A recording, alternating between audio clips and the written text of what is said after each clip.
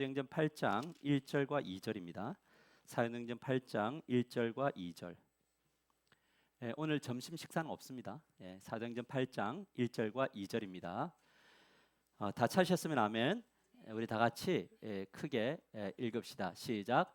사울은 그가 죽임 당함을 마땅히 여기더라. 그날에 예루살렘에 있는 교회에 큰 박해가 있어 사도 외에는 다 유대와 사마리아 땅끝으로 흩어지니라.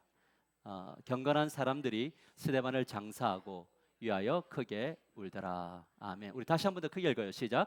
사울은 그가 죽임 당함을 마땅히 여기더라. 그날에 예루살렘에 있는 교회에 큰 박해가 있어 사도 외에는 다 유대와 사마리아 모든 땅으로 흩어지니라. 경건한 사람들이 스데반을 장사하고 위하여 크게 울더라. 아멘. 우리 이렇게 고백합시다. 교회가 세상의 희망입니다. 우리 옆 사람과 인사해. 당신이 희망입니다. 서로 인사합시다. 그동안 이 살아오면서 저 마음속에 늘 들어왔던 생각 중에 하나가 뭐냐면, 왜 나는 하는 것마다 잘 안 되지? 라는 생각이 들었었어요. 또 그리고 왜 잘 되는 듯 하다가 안 되지? 잘 될 때 그래서 긴장하게 되더라고요. 근데 물론 이제 그 원인을 분석해서 찾아가 보면 그 원인의 중심에는 항상 저의 결단과 저의 판단과 저의 추진이 있었던 것은 사실입니다. 인정하는 거죠. 그런데 잘 돌아보면 매번 그랬던 것은 아니었어요. 왜냐하면 저도 나름대로 하나님 보시기에 정말 이뻐 받으려고, 하나님께 인정받으려고, 하나님이 기뻐하시는 일을 하려고 엄청 노력을 했거든요. 그럼에도 불구하고 무너짐은 아프더라고요. 근데 이 무너짐이 나만 끝나는 것이 아니라 가족이 아팠고 성도들이 아팠고 그리고 내 내면 안에도 깊은 상처와 아픔으로 자리 잡았던 그런 여러 가지 사건들이 있었습니다. 이 질문을 거듭하면서 하나님 앞에 설 때, 하나님 도대체 어떻게 사는 것이 그리스도인의 삶이고 말씀을 따라 순종한다는 것이 어디까지 가야 되는 겁니까? 라고 하는 그 질문을 끊임없이 했거든요. 그때 하나님이 저에게 주셨던 말씀 중에 하나가 강하게 왔던, 또 이번 주에도 강하게 왔던 메시지가 뭐냐면 로마서 8장 28절이었어요. 같이 한번 읽어봅시다. 시작. 우리가 알거니와 하나님을 사랑하는 자 곧 그의 뜻대로 부르심을 입은 자들에게는 모든 것이 합력하여 선을 이루느니라. 여러분 이 말씀을 자세히 한번 보세요. 제가 이 말씀을 보면서 두 가지를 확신을 얻게 되는데, 첫 번째가 뭐냐면 나는 하나님이 사랑하시는 자다. 아멘인가요? 우리 가슴에 손을 얹고 나는 하나님이 사랑하는 사람입니다. 여러분 이것이 확 들어와야 돼요. 내가 실패를 하든 잘하든 무엇을 하든 일단 하나님이 우리에게 던지는 명확한 진리는, 선언은 뭐냐면 너는 내가 사랑하는 자다 라고 하는 것. 하나님의 뜻대로 부르심을 받은 아들이고요, 그러면서 백성이고요, 그러면서 종이고 목사라고요. 나를 자녀 삼기 위해서 예수님이 십자가를 내어놓았어요. 그럼 나는 주님 앞에 어떤 가치냐? 하나님의 독생자를 십자가에 내어놓고 얻어낸 아들이고, 얻어낸 목사고, 얻어낸 종이고, 얻어낸 자녀라는 거예요. 그러니까 하나님 보실 때는 우리 모두가 전부 이 자리에 있는 모든 분들이 사랑받을 만한 자다. 아멘? 이것을 믿으셔야 돼요. 사단이 끊임없이 정죄할 때 우리는 이 말씀을 선포해야 돼요. 하나님께 사랑받는 자다. 네가 나를 조소하고 고발해도 나는 사랑받는 자다. 이거를 끊임없이 넘어져도 뭐 해야 된다고요? 나는 사랑받는 자다. 자, 그런데 둘째는 뭐냐면 그의 뜻대로 부르심을 입은 자들에게는 모든 것이 합력하여 뭘 이루어요? 선을 이룬대요. 근데 이 모든 것이라는 건 뭐냐? 좋은 일만이 아니라 실패, 고난, 상처, 우리의 모든 죄까지도 포함해서 이걸 뭘로 바꾸신다고 하나님이 계속? 선으로 바꿔요. 사단은 뭐냐? 넘어짐을 악으로 바꿔요. 근데 하나님은 우리의 부족함과 연약함을 뭘로 바꾸시냐면 선으로 바꾸세요. 근데 여기서 말하는 선이란 뭐냐? 내가 정의하는 선이 아니라 하나님의 목적에 맞는 선, 즉 구원과 어떤 것, 성숙되게 하는 그 선으로 바꾸시더라는 거죠. 그래서 항상 그때는 이해가 안 됐는데 시간이 지나서 보니까 그때 내가 이런 지점이 왜 허용되어졌는가를 알게 되는 거죠. 그래서 고난과 위기와 실패의 아픔은 하나님 앞에서 뭘 하게 되느냐? 겸손하게 만들더라고요. 그러니까 잘 될 때 뭐 하게 되느냐? 까불지 말아야겠다. 잘 될 때 주님 앞에 서야겠다. 이때 더욱더 주님 앞에 엎드려야지라고 하는 그런 주님 앞으로 나아가는 통로가 되고요. 상처를 받으면 워낙 상처를 많이 받다 보니까 어떤 생각이 들게 되냐면 인간이란 원래 상처를 주는 존재야. 아멘인가요? 그러니까 뭐 하는 거냐? 누군가가 나에게 상처를 줄 때 아프지만 그것이 나를 지배하지 않게 되고 어떻게 되느냐? 인간에 대한 이해가 되는 거죠. 저분은 얼마나 저런 안에 얼마나 내면이 쩔었으면 그럴까? 그러면서 어떻게 되는가 하면 하나님 앞에 기도하게 되는 거예요. 하나님, 저분이 정말 합력하여 선을 이루게 되기를 소망합니다. 그렇게 되니까 인간에 대한 뭐가 돼요? 이해가 되고 폭이 넓어지게 되는 거죠. 하나님은 믿음 없는 아브라함을 믿음의 조상 아브라함으로 만드시고, 사기꾼 야곱을 믿음의 조상 이스라엘로 만드시고, 예수님을 배신한 제자들을 사도로 만드시고, 고집스러운 이 하상훈 목사를 지금 이 하나교회 목사로 삼으신다는 거예요. 이 하나님이 저와 여러분의 하나님이 되시고, 이것이 오늘 이 하루를 해석하고 견뎌나가는 이유가 되더라라는 거예요. 이 사실을 믿을 때 우리가 해야 될 것은 무엇이냐? 그것은 좋은 일을 만나고 실패를 만나고 고난을 만나고 위기와 상처를 찾아올 때 그때 딱 답은 하나밖에 없어요. 뭐냐면 하나님만이 답이다. 아멘인가요? 그래서 아프면 그 아픔을 가지고 여기로 와봐, 우리 한번 해보자, 이게 아니라 아픔을 가지고 주님 앞에 딱 나아가서 하나님, 너무 아픕니다. 이 상황 속에서 내가 무엇 하기를 원하십니까? 어떻게 이것을 대처해 나가야 됩니까? 위기가 왔어요. 위기가 올 때 위기를 분석하는 게 아니라 왜 위기가 왔지, 이것부터 분석하는 것이 아니라 누구한테 가냐면 하나님께 가서, 하나님, 이 위기를 어떻게 바라보고 어떻게 해석해야 됩니까?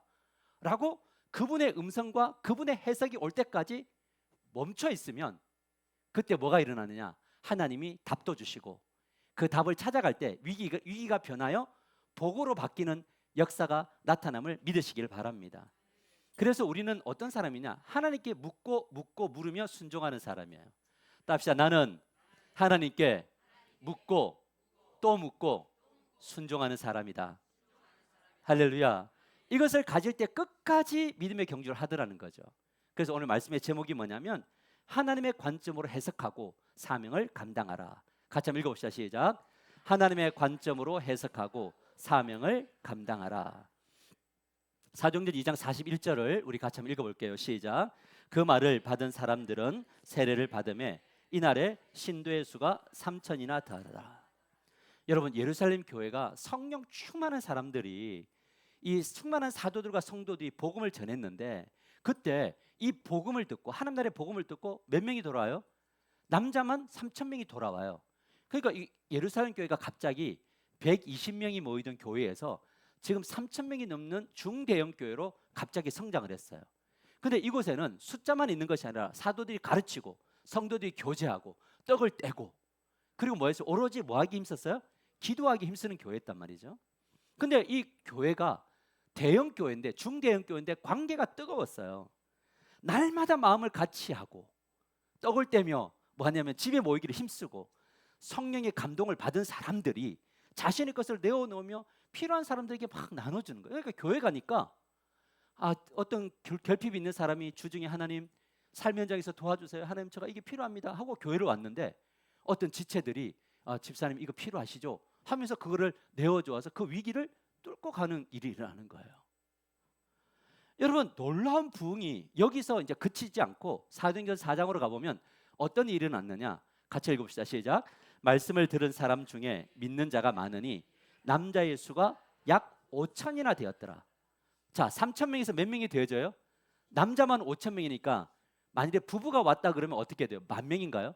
아이들까지 왔으면 이거는 엄청난 숫자로 변했어요. 그러니까 이 예루살렘 교회가 얼마 되지 않아서 대형 교회로 성장을 했습니다. 그런데 이 천국과 같은 예루살렘 교회에 느닷없이 된서리가 팍 내려버려요. 그 시발점은 뭐냐? 유대인들의 박해와 스데반의 순교였어요. 그 중심에 누가 있으면 사울이라고 하는 이 유대주의자 아주 독한 인간이 있었어요. 이 사울이 있었어요. 그렇게 예루살렘 교회는 위기를 처했는데 위기가 어떤 위기가 됐느냐? 사도행전 8장 1절 말씀을 보면 이렇게 말합니다. 보세요. 그날에 예루살렘에 있는 교회에 큰 박해가 있어 사도 외에는 12명의 사도 외에는 다 유대와 사마리아와 모든 땅으로 뭐 했어요? 흩어져 버렸어요. 여러분 여기에 충격이 있잖아요. 여러분 예루살렘 교회가 어떤 교회라고 했습니까? 사도들이 가르치고 떡을 떼고 교제하고 오로지 기도해서 모두가 성령 충만한데 여러분 그래서 날마다 구원받는 자들이 더해지고 있는데 여러분 이 정도면 교회에 어려움이 와야 돼요? 안 와야 돼요? 여러분 우리가 기도를 진짜 매일 새벽마다 드리고 저녁에도 드리고 말씀 붙들고 성령 충만하면 집에 문제가 생겨야 돼요? 생기지 말아야 돼요? 근데 생겨요? 안 생겨요? 여러분 그거죠. 이것은 여러분 이렇게 하면 어려움은 물러가야죠. 근데 성령 충만하고 부흥되고 역사가 나타나는데도 어려움이 찾아오더라. 이것은 우리가 꿈꿨던 공식이 아니란 말이에요. 그런데 사도들을 제외하고는 모든 성도들이 사마리아와 유대와 모든 땅으로 흩어졌는데 그렇다면 왜 흩어졌냐? 이 중심에 누가 있었느냐? 사울이 있었지만 사실은 그 깊은 곳으로 들어가 보면 누가 개입하셨다고요? 하나님이 개입하셨다는 거예요. 그렇다면 왜 하나님이 이런 방식으로 개입하셨을까? 그것은 예루살렘 교회가 예수님의 명령을 잊고 그 자리에 안주했어요. 뭐냐면 이 교회가 사명보다는 어디에 안주했냐면 은혜에 안주를 했어요. 예수님이 그들에게 주신 사명이 뭡니까? 사도행전 1장 8절 우리 같이 나에게 주시는 말씀으로 읽읍시다. 시작. 오직 성령이 너희에게 임하시면 너희가 권능을 받고 예루살렘과 온 유대와 사마리아와 땅끝까지 이르러 내 증인이 되리라 하시니라. 사랑하는 성도 여러분, 예루살렘 교회 성도들에게 어떤 일이 일어났느냐? 성령 충만하고 권능도 받고 예루살렘에 부흥이 일어나고 하나님 나라가 그곳에 임하니까 그 다음에 눈을 돌려야 되는데 눈을 돌리지 않고 이대로가 너무 좋아요로 모든 성도들이 안주해 버렸어요.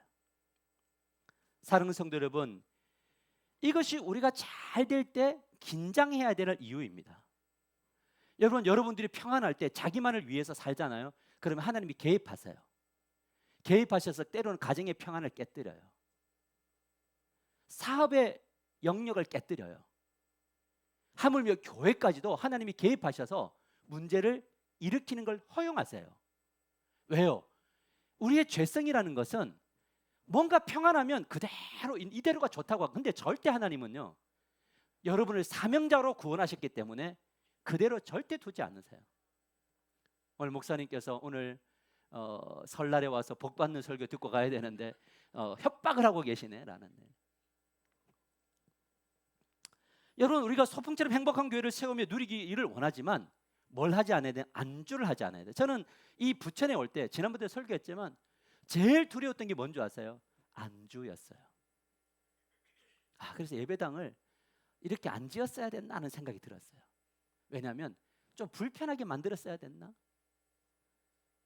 더 이상 여기 있고 싶지 않아. 좀 다른 데로 좀 옮겼으면 좋겠어야 되나? 라는 생각이었어요. 여러분 이 교회가 정말 하나님이 원하시는 그 사명을 감당하지 않으면 무너지든지 아니면 확장하든지 이런 일이 나요. 이 둘의 중간은 없어요. 우리가 수연동을 향해 나아가면서 우리가 경계해야 될 게 뭐냐? 안주예요. 여러분 저는 참 두려워요. 왜냐하면 가서 보면 예배당도 괜찮고 환경도 좋고 너무나 좋으니까 이대로 뭔가 처음에는 으쌰으쌰 하다가 한 1년 지나고 2년 지나고 3년 지나면 뭐가 되느냐? 예루살렘에 머물러 그곳이 예루살렘이 되어버릴까 봐. 그것이 두려운 거죠. 여러분 가끔 큰 교회들이 다양한 이유로 분열하던가요? 큰 교회 막 뉴스가 나서 뭐 목회자 문제 때문에 꽤 갈라지고 또 그 다음에 뭐 성도들 때문에 갈라지고 싸워서 갈라지던가요? 왜 갈라지는가? 그 가운데는 사단의 개입도 있지만 한 방면에서는 뭐냐면 하나님이 이 교회가 안주하고 있을 때 다양한 형식을 통해서 교회를 깨뜨리시더라고요.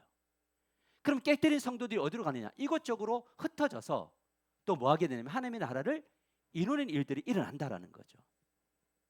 여러분 교회는 사명은 우리끼리 좋은 교회가 아니라 이 좋은 교회가 다른 사람들이 들어오고 들어와서 하나님을 만나고 또 그 하나님을 만난 사람이 그 천국을 선포하기 위해서 어떻게 되느냐? 또 움직이는 교회가 될 때 그 교회가 진짜 교회인 줄 믿으시길 바랍니다. 여러분, 대전 공주와 대전과 세종에 가면 꿈의 교회라고 하는 교회가 있습니다. 공주 꿈의 교회, 대전 꿈의 교회, 세종 꿈의 교회가 있는데 이 교회는 안희묵 목사님이란 분이 처음에 대전에 교회를 세우셨어요. 꿈의 교회를 세우셨는데 안산 거기 아닙니다. 김학종 목사님 다른 꿈을 세우는데 이분의 마음속에 어떤 생각이 드냐면 건강한 교회를 우리처럼 이 건강한 모델을 우리 공주에도 세우자. 그래가지고 성도들이 공주에다가 가서 교회를 세웠어요. 그리고 예배당을 잘 지었어요. 그리고 난 다음에 부교육자를 그곳으로 가서 독립된 꿈의 교회로 파송을 시켜버리고요.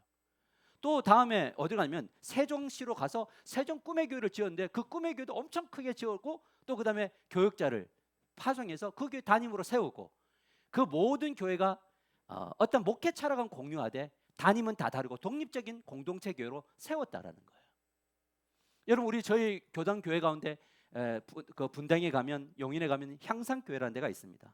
우리 정주재 목사님이 은퇴를 하기 전에 우리 당회와 함께 교인들과 함께 어떤 일을 했느냐? 함께 그걸 했어요. 우리 분립을 하자. 근데 그냥 분립을 하면 우리 교회가 약하면 분립을 해줄 수 없으니 2,000명까지만 딱 모으고 2,000명이 넘으면 200명 단위로 분립을 시키자. 그래가지고 지금 벌써 몇 교회를 세웠느냐면 후임 목사님이 와서 그 철학을 이어받아서 새 교회를 세웠어요. 이번에 우리 더 향상교회, 우리 혹시 그거 있나요? PPT 없나요? 더 향상교회라고 하는 그 교회에 세 번째 2,000명을 해서 또 떼어줬는데 460명이 부흥을 하니 460명을 떼어서 더 향상교회라는 곳을 분립을 시켰어요. 근데 분립을 시킬 때 이걸 주목하셔야 돼요. 담임 목사님과 사모님, 부교육자 3명, 전임 교육자 3명, 전도사, 협동목사, 장로님 6분, 안수집사 14명, 권사 20명, 그리고 성도님들, 집사님들 전체 포함해서 460명이 뭐하러 갔어요? 분립 개척을 하러. 이 개척인가요? 근데 여러분, 이 460명의 교회는 훨씬 클 가능성이 많을까요? 적을 가능성이 많을까요? 여러분, 큰 가능성이 많죠. 왜요? 이 목회 철학을 가지고 갈 거거든요. 우리가 누군가의 도움을 받았고 누군가의 힘을 얻었으니 우리도 이렇게 힘을 키워서 또 분립시키자. 그러면 건강한 교회가 이곳저곳 세워질까요? 저는 우리 하나교회가 이런 모델의 교회가 되기를 축복합니다. 아멘이죠? 나중에 우리 교회가 어느 정도 리밋을 정할지는 모르겠어요. 뭐 1,000명이든지 정하면 그 다음에 분립합시다 그러면 이 분립하는 숫자에 여러분들의 이름이 있게 되기를 축복합니다. 우리 1세대들이 있게 되기를. 큰일 났죠? 그러나 흩어짐은 결코 절망적이지 않았어요. 왜냐하면 그 사도행전 8장 5절에서 8절을 보면 이렇게 말합니다. 빌립이 사마리아 성에 내려가 그리스도를 백성에게 전파하니 무리가 빌립의 말도 듣고 행하는 표적도 보고 한 마음으로 그가 하는 말을 따르더라. 많은 사람에게 붙었던, 자, 많은 사람이 뭐 했던? 붙었던 더러운 귀신들이 크게 소리 지르며 또 많은 중풍병자와 못 걷는 사람이 나으니 그 성에 큰 기쁨이 있더라. 이 흩어진 사람 중에 누가 있었냐면 빌립이 있었어요. 이 사람은 누구냐면 7 집사 중에 한 사람, 성령 충만하고 사람들에게 칭찬 듣는 이 빌립을 하나님이 흩어짐 속에 주목하셨는데 이 빌립에게 허락하셨던 영역이 어디냐면 유대도 아니고 어디라고요? 사마리아. 이 사마리아는요 모든 사람들이 가기 싫은 곳. 근데 그 7 집사 중에 누가 돼야 돼요? 한 분은 순교하셨고 스데반은 이제 6 집사 중에 한 사람인 이 빌립을 택해서 야 빌립, 성령이 말씀하시는 거예요. 너는 이제 모든 사람들이 가기 싫은 곳으로 가. 이렇게 이야기해요. 여러분, 이 사마리아는 어떤 곳입니까? 혼혈 민족이 있고 유대 민족에게 배척당한 사람들이 사는 곳. 유대인들이 이방인보다 더 싫어하는 사람들인데 이곳에 누가 갔냐? 빌립이 가요. 여러분, 사명이란 뭐냐? 내가 결정하는 것이 아니고 누가 주도하는 것이다? 성령이 주도하시는 것이다. 그 주도를 따라 걸어가는 것이 뭐다? 순종이다라는 거예요. 여러분, 나의 관계망 안에 있는 정말 상대하기 싫은 대상들이 있나요? 여러분 주변에? 없어요? 없죠. 지금 왜? 다 제거했거든. 없죠. 그런 인간은 안 만나죠. 다 제거해버렸으니까. 그리고 우리 주변에 누구만 남아있어요? 좋은 우리끼리만 남아있어요. 그러니까 내 주변에 있는 사람은 좋은 사람만 만나지 나쁜 놈은 절대 안 만나기로 결단했나요? 빨리 아멘 하세요. 불리한 건 아멘을 안 해. 결단했죠.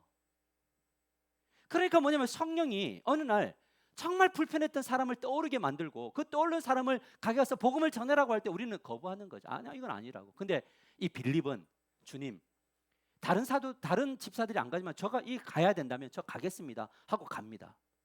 근데 이 왜 그러면 이 사마리아가 이 아수르라는 나라를 통해서 혼혈 민족이 되고 모든 문화를 다 받아들였느냐라고 할 때 그 중심에 뭐가 있냐면 귀신이 있었단 말이에요. 그 7절에 뭐라고 이야기합니까? 사람들에게 붙었던 귀신이 이렇게 이야기해. 근데 이 귀신은 사람에게 붙어가지고 약간 이렇게 핀을 꽂고 다니기도 만들지만 고상하게 붙어있는 귀신도 있다고요. 깔끔한 귀신, 결벽증 귀신, 뭐 이 다양한 귀신인데 붙어있는 몰라요. 사람들에게 붙어있는지 몰라요. 그런데 어떤 누구에게 귀신들이, 사단이 그를 지배하고 있는 것이 영적인 세계의 일이란 말이에요. 그럼 사마리아가 왜 무너졌느냐 할 때 귀신 때문에. 이 세상이 왜 이렇게 혼란스럽고 왜 이렇게 희망이 없는 세상으로 변화가느냐라고 할 때 그 중심에는 뭐가 있냐? 영적이란 말이죠. 귀신들이 붙어 있단 말이에요. 마귀들이 그렇게 인간을 인간답지 않게 만들어 간단 말이에요. 그래서 우리는 뉴스를 보면서 깜짝깜짝 놀라잖아요. 왜 저렇지? 사람이 어떻게 저럴 수 있지? 라고. 어떻게 아들이 아버지의 재산을 갖기 위해서 하지? 아버지가 기분 나쁜 말 했다고 사제총을 만들어서 쏠 수 있지? 라는 그것이 다 그냥 일어나는 현상이 아니라 뭐가 있다? 영적인 귀신들에 의하여 그런 일이 일어날 수 있다는 것을 성경이 우리들에게 보여줍니다. 여러분, 그런데 이 빌립이 정말 그곳에 가서 뭘 전하냐? 하나님 나라의 복음을 선포했을 뿐이에요. 근데 귀신이 쫓아나게 하시는 것은 빌립이 했나요? 하나님이 하셨나요? 하나님이 쫓아내시죠. 그곳에 하나님 나라가 임하게 하는 것을 내가 했나요? 하나님이 하셨나요? 하나님이 하셨다는 거예요. 그런데 중요한 것은 무엇이냐? 이 놀라운 사건이 이 사마리아에서도 막 일어나고 있는데 하나님이 갑자기 이 빌립을 끌고 가서 이디오피아 사람에게 붙여요. 어떤 면에서 성령이 충만하다는 것은 사명을 감당해야 하기 때문에 좀 피곤한 일이기도 해요. 여러분, 참 중요한 성령 충만하니까요, 할 일들이 되게 많이 보이고 기도할 것들이 더 많이 보여요. 그래서 우리 모두가 결단했잖아요. 아, 성령 충만은 피곤한 거야. 성령 충만하지 말자. 근데 여러분, 진짜 진정한 인생의 가치는, 이 시대가 주는 인생의 가치는 부자가 돼서 너 혼자 잘 먹고 잘 살고 누려라에 있지만 이것은 하나님의 나라 이야기가 아니잖아요. 하나님의 나라는 뭐냐? 복을 받아서 복이 되는 이 가치가 최고의 가치인 것을 믿으시길 바랍니다. 성숙이란 뭐냐? 자기만을 위해서 기도했는데 시간이 지나면서 기도의 영역에 다른 사람이 들어오는 게 성령 충만이에요. 그래서 성령 충만한 사람은 기도가 이제는 확장되어져요. 어디로? 예루살렘으로, 온유대로, 사마리아 땅끝까지 이르러 확장이 돼요. 성령 충만하지 않는 사람은 뭐 하는 거냐? 자기밖에 몰라요. 그래서 나중에 하나님을 나중에 이제 성령 충만하고 난 다음에야 깨닫게 돼요. 이것은 뭐냐면, 아, 내가 참 가치 없는 삶을 살아냈구나라는 거죠. 그래서 자기 자신을 사랑하면서 성령 충만할 때 점점점 그 사랑이 다른 곳으로 확장되어져 가는 그런 놀라운 인생의 가치의 변화가 저와 여러분에게 일어나게 되기를 주님의 이름으로 간절히 축복합니다. 여러분, 제가 오늘 이번 주에 새벽에 기도를 이렇게 하는데 하나님이 저의 마음속에 주시는 어떤 그 그림들이 되게 많았어요. 근데 그 중심에 뭐가 있냐? 이 그림의 모든 것이 뭔지 아세요? 다 사람이에요. 우리 권사님들이 그러더라고요. 이제 목사님, 저 땅 1,000평 받았으니까 저기다가 요양원 지읍시다 그러더라고요. 그래서 제가 그랬어요. 아, 권사님, 이거는 순서가 있어요 라고 이야기했는데, 근데 저희 어머니가 이제 요양원에 있는 거를 보고 나니까 요양원에서 그런 이야기를 하더라고요. 너무 지옥 같아. 아들 내 집에 있고 딸 내 집에 있다가 요양보호사들이 그 간호를 해준다고 한들 그 사람들이 정말 딸처럼 아들처럼 며느리처럼 해주겠냐는 거예요. 얼마나 함부로 대하고 소리 지르고. 그런데 예배당을 가고 싶어도 갈 수 없는 그곳. 누군가가 만일에 정말 교회를 다니고 마지막 인생을 꿈꿀 수 있다면 정말 주님의 마음으로 보호해주고 주님의 마음으로 예배를 드려주고 주님의 마음으로 할 수 있는 그 무엇인가가 부어질 수 있다면 하면 좋겠다. 그래서 요람에서 무덤까지. 이거는 꿈입니다. 이거는 뭐 꿈꾸는데 돈 드는 게 아니어서 저는 꿈을 굉장히 확장을 해봤어요. 이번 새벽에 그걸 그러면 이걸 어떻게 할 거냐라고 할 때 하나님의 방법을 막 주시더라고요. 여러분들하고 하려고 하는 게 아니라 하나님의 일을 하나님의 사람들과 여러분과 함께 할 수 있다면 저는 이것이 가능하다고 보거든요. 계속해서 사도행전 8장 26절에 보면 주의 사자가 빌립에게 말하여 이르되 일어나서 남쪽으로 향하여 예루살렘에서 가사로 내려가는 길까지 가라. 여러분 성령 충만하니까 예루살렘에서 어디까지 가라고요? 가사까지 내려가래요. 성령 충만 힘들어. 일어나서 가서 보니 에디오피아 사람 곧 에디오피아 여왕 간다에게 모든 국고를 맡은 관리인 네시가 예배하러 예루살렘에 왔다가 돌아가는데 수레를 타고 선지자 이사야 글을 읽더라. 빌립이 성령에 민감한 사람이었어요. 그러니까 성령이 자꾸 뭘 주냐면 어떤 환상도 보여주고 또 그 가사 땅으로 가면 어떤 사람을 만날 수 있다고 그래서 순종하면서 걸어가는데 그곳에서 이 아프리카 에디오피아 사람을 만나게 됩니다. 근데 이 사람이요 뭘 들고 있느냐? 그때 이 성경은 굉장히 귀한 가치였는데 성경을 읽으면서 가고 있는데 이사야서를 읽고 있었어요. 근데 읽기는 읽는데 이해가 돼요, 안 돼요? 안 되죠. 어제도 이제 우리 제자 훈련하는데 우리 세 가족이 그러더라고요. 성경을 읽고 싶은데 읽다가 무슨 말인지 모르겠대. 그래서 제가 그랬어요. 무슨 말인지 몰라도 읽으시라고. 나중에 제가 가르쳐 드리겠다. 에티오피아 사람이 이사야서를 막 읽는데 도무지 이해가 안 되는데 그때 빌립이 딱 나타나서 이야기합니다. 이것을 이해하니? 라고 물어봐요. 자, 사도행전 8장 34절과 39절 그 내시가 빌립에게 말하되 청컨대 내가 묻노니 선지자가 이사야 선지자죠. 이 말한 것이 누구를 가리킴이냐? 아마 이사야서 53장을 읽었었던 것 같아요. 자기를 가리킴이냐 아니면 타인을 가리킴이냐? 빌립이 입을 열어 그 글에서 시작하여 예수를 가르쳐 복음을 전하니 이 분은 예수시다. 700년 전에 예수가 오실 것을 이사야 선지자가 예언했다. 그러니까 이 사람이 듣다가 길 가다가 물 있는 곳에 이르러 그 내시가 말하되 보라 물이 있으니 내가 세례 받음에 무슨 꺼리낌이 있느냐. 이에 명하여 수레를 멈추고 빌립과 내시가 둘 다 물에 내려가 빌립이 세례를 베풀고 둘이 물에서 올라올세 주의 영이 빌립을 이끌어 간지라. 내시는 기쁘게 길을 가므로 그를 다시 보지 못하니라. 헤어졌어요. 그런데 참 멋있지 않아요? 이 성경을 읽는 자에게 하나님이 해석을 딱 해주니까 그때 이 안에 누가 찾아가냐면 이디오피아 내시 간다기 안에 성령이 임재를 하잖아요. 그러니까 믿어졌어요. 물을 봐요. 내가 이 물을 봤는데 나는 이제 죽을 거야. 저 세례를 받는 게 당연하지 하고 물에 들어가서 둘이 성부와 성자와 성령의 이름으로 세례를 죽고 살아나요. 그리고 빠이빠이 헤어졌어요. 여러분 빌립은 예루살렘과 유다를 지나 사마리아 그리고 땅끝까지 복음을 전하는데 그가 직접적으로 땅끝은 가지 않았지만 간접적으로 땅끝으로 파송을 했나요? 에디오피아 사람을 보냈나요? 여러분 이것이 바로 뭐냐면 땅끝을 주목하셨어요. 그리고 성령 충만한 성령에 민감한 빌립 집사를 사용하셨어요. 하나님은 이 한 사람을 구원하시기를 기뻐하셨다는 거예요. 그러니까 지금 이 사도행전을 보면 뭐냐 기적이 나타났다가 중심이 아니라 하나님이 어떻게 무엇에 집중하느냐가 보이는 거죠. 하나님은 누구에게 집중해요? 한 사람 빌립에게 집중하고 또 하나님은 이 빌립을 통해서 어떤 누구에게 한 사람 에디오피아 사람을 주목해요. 오늘 하나님이 우리들에게 너를 통해서 주목한 누군가가 있다는 거예요. 할렐루야. 그 사람을 구원해야 되겠는데 내가 할 수 있어. 내가 성령을 통해서 직접적으로 나타나서 할 수 있는데 내가 그 한 사람을 너를 통해서 구원하고 싶어.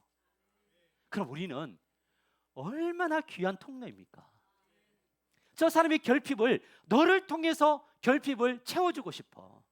저 사람의 외로움을 너를 통해서 채워주고 싶어.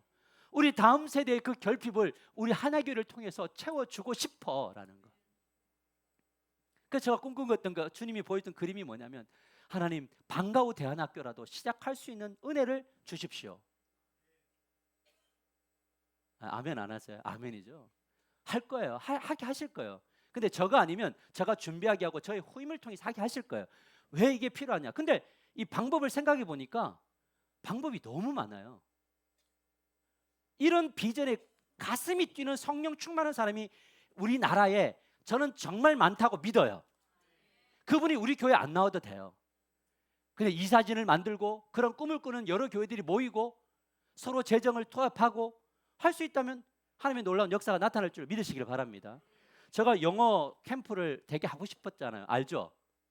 근데 미국 사람들 초대하려고 하니까 어렵고 또 어렵고 대빵 어려워요. 어떤 사람이 올지도 모르겠고. 근데 제가 이제 어떤 이제 우리 여기 이 부천과 인천과 저기 어디야? 거기 제일 유명한 곳이 어디예요? 그 미국 한국에서 서울에 학원가 어디예요? 대치동. 여기까지 진출한 우리 한 강사를 만났잖아요. 같이 이야기하면서 제가 그런 이야기했어요. 자매님, 나 이거 하고 싶은데 좀 도와주세요. 그랬더니 우리 학원에 원어민 선생님이 있어요. 무슨 말인지 이해가 되죠? 혹시 부담되나요? 아니죠. 그래서 그 이야기를 꿈꾸는데 꿈꾸는데 찾아보고 꿈꾸는데 두들겨 보니 하나님이 가까이에 있는 분을 붙이시고 그런 꿈을 어떻게 이루어질지 모르지만 꿈을 꾸게 하시고, 그래서 우리가 이런 것들을 해나갈 때 세대와 세대가 연결되는 어떤 통로가 될 수 있지 않겠는가라는 그런 생각을 꿈꾸는 거죠. 여러분, 우리가 믿는 하나님은 어떤 분이신가? 교회를 통해서 한 사람 한 사람을 구원하기를 원하신다는 거잖아요. 우리의 희생과 우리의 섬김과 우리의 투자를 통해서 어린아이 하나가 돌아올 수 있다면, 우리가 주일학교를 위해서 1,000만 원을 투자하든 주일학교에서 1,500을 투자하든 우리가 어떤 영어학교를 위해서 많은 재정을 투자하든 그것이 아까운 거냐라는 이야기를 하는 거예요. 아깝지 않아야 되죠. 왜요? 그 어떤 가치보다 한 영혼이 중요하다라는 거. 전 그것을 믿어요. 여러분, 이것이 우리를 구원하신 하나님의 거룩한 고집이 있기 때문에 그래요. 예루살렘으로 가야 돼, 온 유다로 가야 돼, 땅끝까지 가야 돼, 사마리아까지 가야 돼. 근데 누가 가야 되냐면 나는 온 곳에 다 있는 여호와인데 그곳에 너가 갈 수 있어야 돼라는 거. 그래서 우리가 선교 여행을 갑시다 할 때 가슴 뛰는 청년들이 우리 교회 안에 세워지게 되기를 축복하고, 때로는 어떤 신혼 여행을 선교지로 가는 축복이 있게 되기를 축복하고, 결혼한 사람 아멘 하지 말고 다시 또 신혼여행 가면 안 되네. 다시 또 꿈꾸는 사람은 그 꿈을 꾸셔요. 근데 어떤 교회가 그러더라고요. 신혼여행을 그 캄보디아 쪽으로 가서 선교를 하는데 2가지 장점이 있더래요. 일단 첫째는 뭐냐면 주님을 위해서 헌신하는 신혼여행. 2번째는 뭐냐면 캄보디아를 구경하는 여행. 그러면서 항상 이들이 결정을 했대요. 뭐냐면 휴가를 선교로. 그러니까 휴가를 선교로 잡으니까 뭐냐면 교회와 함께 다양한 각국을 돌아다니며 의미 있는 일과 또 여행까지 하게 되더라. 우리 교회가 그런 교회가 되기를 축복합니다. 안타까운 것은 시도를 하지 않는다는 거예요.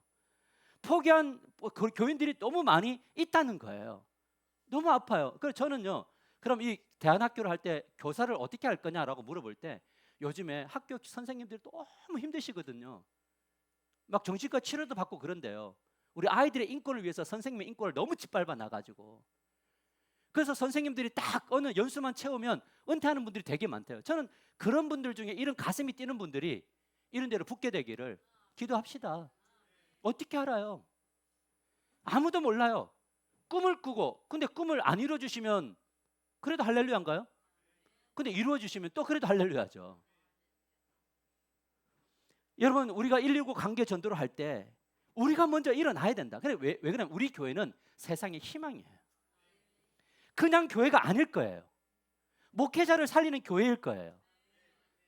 저는요, 기도할 때 저 땅을 생각하면서 그런 기도를 해요. 어떤 기도냐면 저 머릿속에 지도가 보였기 때문에 서창동, 그 옆에 신천동, 옥길동, 부천, 그 다음에 만수동, 그 다음에 일원동, 부평, 그 다음에 또 한 가지 기도를 했어요. 뭐냐면 무슨 IC죠? 우리가 있는 데가 장수 IC를 통해서 동쪽 서쪽에서 다 몰려오게, 필요한 분들은 오게 하소서. 그래서 또 건강한 교회를 세워가는 그런 역사가 일어나게 되기를 축복합니다. 말씀을 맺으려고 합니다. 사랑하는 성도 여러분, 오늘 말씀에 대해서 분명히 보아야 할 것 한 가지가 있습니다. 우리는 우리에게 일어난 어려움과 상처, 손실, 관점을 힘들지만 하나님의 관점으로 해석하는 훈련을 하게 되기를 축복합니다. 하나님은 언제나 사명과 확장의 관점으로 해석한다는 사실이라는 거죠. 그래서 때로는 뭐가 막힐 때, 주님 딱 막히면 어떤 생각이 들어요? 하나님, 혹시 제가 주님보다 앞섰나요? 하나님이 길을 열지 않고 무너뜨리실 때, 하나님, 이 무너짐의 아픔 속에서 내가 걸어가야 될 길은 무엇입니까? 묻고 걸어가고, 이 모든 것들을 물을 때에 하나님이 이 모든 것들을 통하여 합력하여 선을 이루게 하신다는 거예요. 제가 아픈 분들을 위해서 기도할 때 이런 기도를 합니다. 하나님, 낫기를 원합니다. 왜 낫기를 원하느냐 물을 때, 하나님, 저분이 나으면, 하나님, 저분이 똑같은 아픔이 있는 사람들에게 얼마나 따뜻함으로 다가설까요? 여러분, 저에게 왜 자꾸 이 작은 무너져가는 개척교회에 대한 마음을 저에게 주실까라고 할 때, 왜냐하면 제가 무너져 봤으니까. 이 월세를 내야 될 때 이 마지막 주간이 되면 막 가슴이 콩닥콩닥하고, 내가 힘들면 성도들이 힘들까봐 안 힘든 척하고, 근데 밤에는 이 주인 전화가 따랑 하면 주인, 집주인 이렇게 나오면 가슴이 막 콩닥콩닥 뛰고, 그래서 전화 받아서 죄송합니다, 제가 한 주간만 좀 미루겠습니다. 이게 너무 싫어서 그런 것들이 너무 아프고, 그리고 그걸 접어볼 때 이 데코 타일을 막 이 빠루라고 하는 그걸로 막 밀면서 이거를 아내와 함께 뒤집는 그 교회를 접는 그 아픔을 경험해 봤기 때문에, 그렇게 노력을 해도 안 되는 것들을 경험해 봤으니까, 그 아픔 속에서 우리가 어떻게 이겨나가야 되고 어떤 과정을 거해야 되는가를 아니까 그 사람들의 마음이 느껴지는 것 뿐이에요. 뭔가 내가 이렇게 대단한 목회야 우리가 그런 걸 하려고 하는 거 아니라, 그 사람들의 아픔을 함께 만져줄 수 있느냐라는 거예요. 그러니까 어떤 거냐, 다 한번 아픔을 겪어본 사람은 그 아픈 사람들을 뭐냐면 이래라 저래라 이야기 안 하거든요. 왜요? 우리가 겸손해져 있으니까. 그럼 뭐 하게 되느냐, 힘들죠, 아프죠, 난 당신 편입니다, 이 말밖에 안 해요. 우리가 교회를 섬기다가 누군가 또 때로는 어려움을 겪고 이럴 때, 그럴 때 막 이랬다 저랬다 말을 하지 않는 이유가 뭔지 아세요? 나도 그랬고 여기 있는 모든 사람들도 다 그랬었으니까.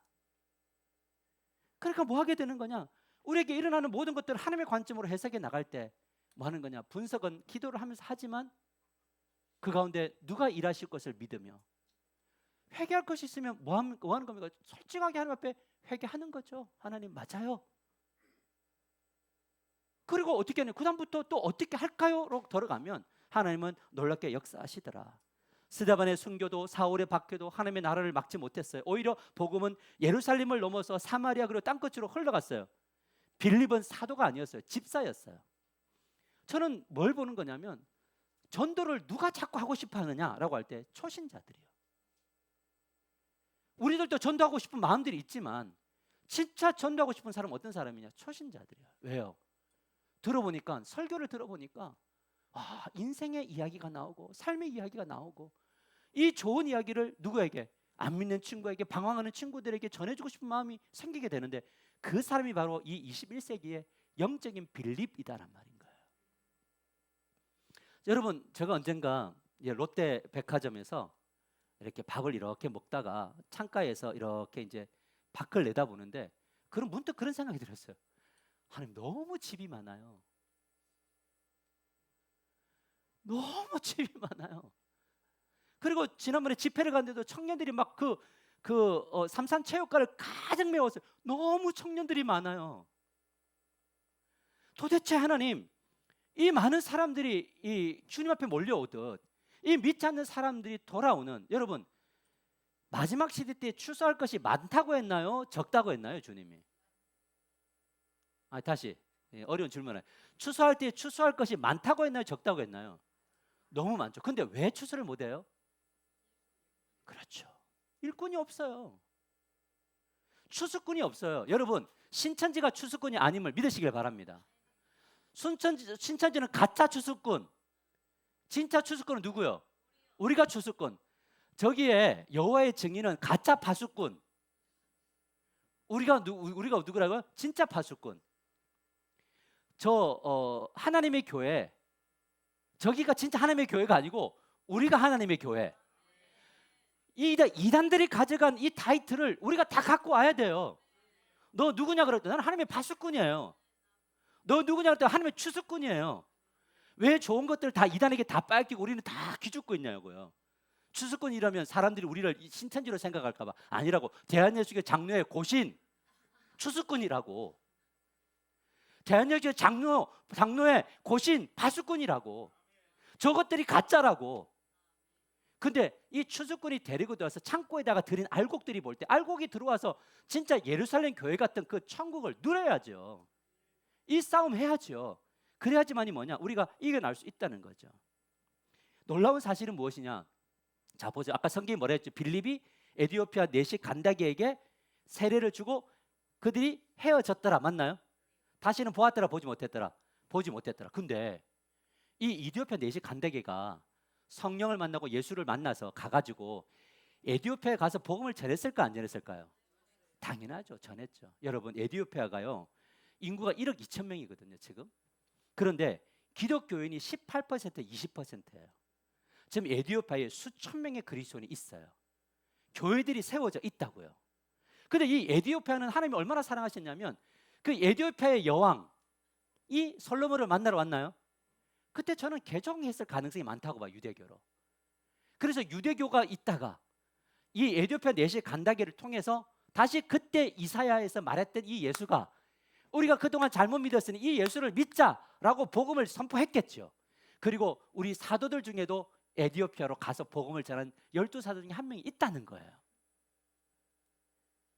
그 엄청난 나라를 하나님이 한 사람 빌립을 통해서 문을 여시고 하나님이 그곳에서 씨앗을 심으시고 물을 주시고 자라게 하시고 열매를 맺게 하셨다는 거죠. 우리 한국교회가 올 때도 수많은 선교사님들이 우리 강화로 인천으로 제물포로 들어와서 저 대동강으로 들어와서 그분들의 죽으심 때문에 우리가 여기 있는 것처럼 세계에서 미국 다음으로 선교사를 파송 많이 하는 나라가 우리나라임을 너무나 귀한 복이잖아요. 사랑하는 성도 여러분, 하나님은 오늘도 우리에게 묻고 계셔요. 너는 지금 너의 상황 속에 상황을 어떻게 해석하고 있니? 라는 거예요.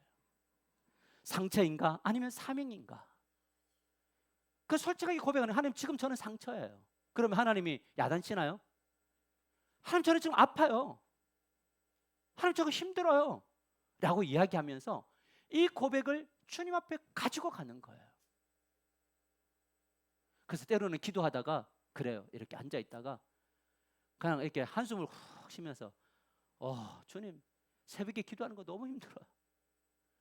집에 올 때도 그래요. 교회 올 때도 야, 오늘은 조금만 기도하고 앉아서 빨리 앉아서 그냥 좀 쉬면서 기도해. 그런데 또 성령은 앉게 만드나요? 힘없어 죽겠는데 또 기도하게 해요. 여러분 우리의 인생은 그렇게 걸어가더라고요.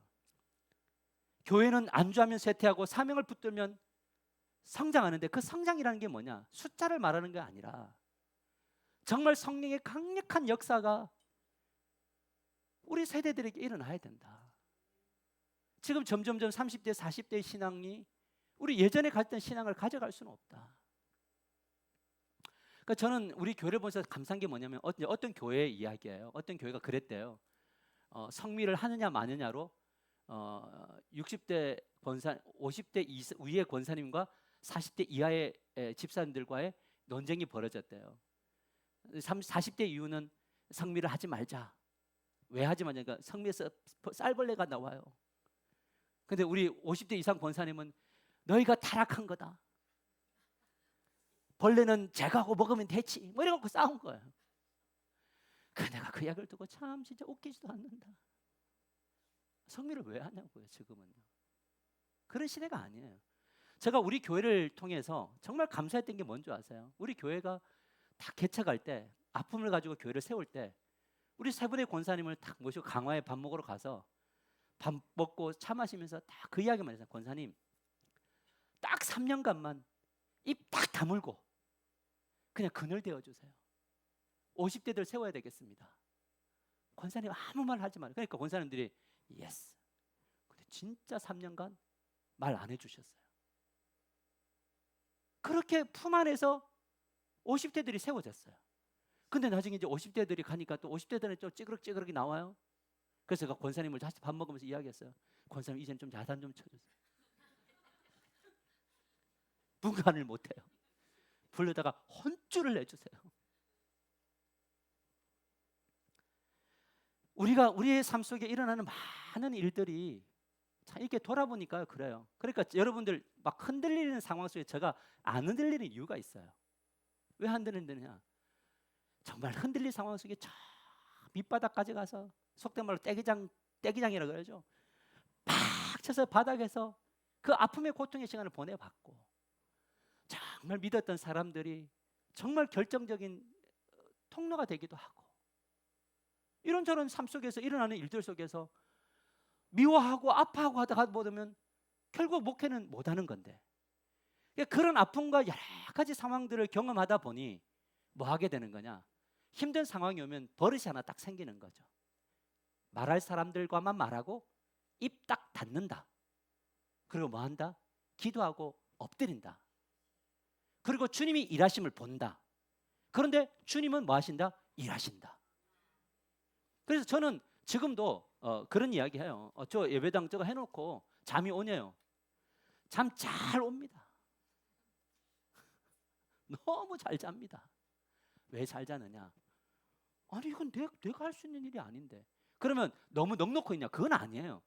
기도하고 생각하고 묵상하고 엄청 해요. 어떤 막 지금 뭐 건축 영상 있잖아요. 그거 다 보고 있어요. 제가 뭐 어떻게 밑에 바닥 땅 파고 바닥 파고 배수관 넣고 철근 어떻게 배합하고 거기다가 어떻게 올리고 이런 거 다 봐요. 뭐 무슨 뭐 세라믹 사이딩인가 뭐 이런 것들도 다 가서 가격 비교 다 하고 싹 다 보고 있어요. 저는 저 나름대로요. 엄청난 조사를 하고 있어요. 왜? 이 건축주가 혹시 싹 돌아가지고 또 사기칠 수 있으니 그 사람의 죄도 방어해 줄 겸 잘하자. 그렇게 기도하고 걸어가면서 하나님 앞에 묻고 걸어갈 때는요, 하나님이 어떻게 일하실지 나는 그래서 되게 사람들에게 그런 이야기예요. 너무 궁금하다고. 왜요? 내일을 어떻게 이끌어 가실지, 오늘을 이끌어 가실지 너무 궁금하잖아요. 근데 우리 일하는 예배당 예옆에 또 차를 이제 대기해 주는 분이 있으세요. 차 이제 그분들은 지금 공짜로 한 4대가 있어요. 농사하는 분. 근데 그분이 전부 뭐 하는 분들이냐? 건축업자들이에요. 포크레인 업자들이고 다 업자. 그러니까 우리가 지금 공짜로 했으니 은혜를 입었죠. 땅도 우리가 계약을 해줬죠. 그러면 좋은 동력자가 저는 될 거라고 보거든요. 그러니까 우리의 모든 걸어가는 과정들 하나하나를 우리의 속도로 맞춰가면은 무리수가 떼어지는데 하나님의 속도로 맞춰가면 모든 것들이 합력하여 선을 이루어 가신다. 그래서 이제 제가 꿈꾸면서 이제 여러분 그냥 저 꿈이니까 그냥 그런가 보다 생각하세요. 옆에 있는 집 저쪽에 그 카페 캠핑장까지 내가 만일에 주의 길을 예비한다면 거기에 대안학교가 세워지고 뭔가 이루어지기를 원합니다. 나중에 봅시다 어떻게 될지. 진짜 이게 목사의 꿈이었는지 하나님의 꿈이었는지는 시간이 지나면 말해주겠죠. 그래서 그런 우리의 꿈들, 우리의 비전들은 많이 꾸셔도 된다. 그러나 우리는 뭐한다? 지혜로운 자는 그 성을 건축할 때 개수할 줄 알아야 된다. 그래서 예전처럼 가자 이게 아니라 두드리고 기도하면서 꿈꾸면서 가보자. 근데 하나님이 어떻게 일하실 줄은 아무도 모른다.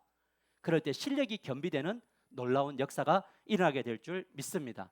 우리 제목 한 번만 다시 읽고 우리 통성으로 기도하며 나가십시다. 우리 제목 한 번만 보여주세요. 같이 해보세요. 시작. 하나님의 관점으로 해석하고 사명을 감당하라. 할렐루야. 우리 손을 내밀어서 기도할 때 하나님 우리의 가정